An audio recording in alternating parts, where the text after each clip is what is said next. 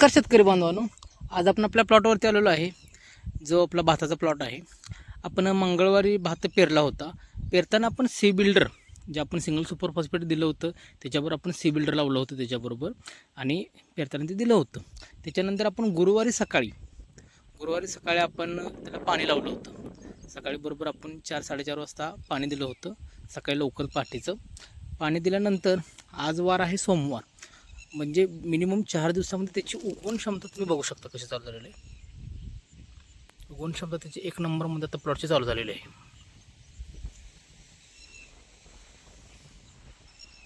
जो काही C बिल्डरचा result दिसतोय ना तुम्हाला, उगवण क्षमता एकदम छान मध्ये आता दिसायला चालू झालेली आहे.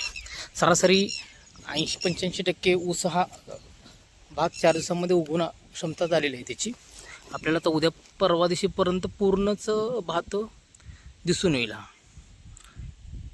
म्हणजे तुम्हाला मी हे दाखवत आहे की सी बिल्डरचं काम किती फास्ट करतो, आणि आपल्याला जी फास्ट हवी होती त्या पद्धतीनं भाताचं उगवण क्षमता झालेली आहे. Regenesis AG Plus.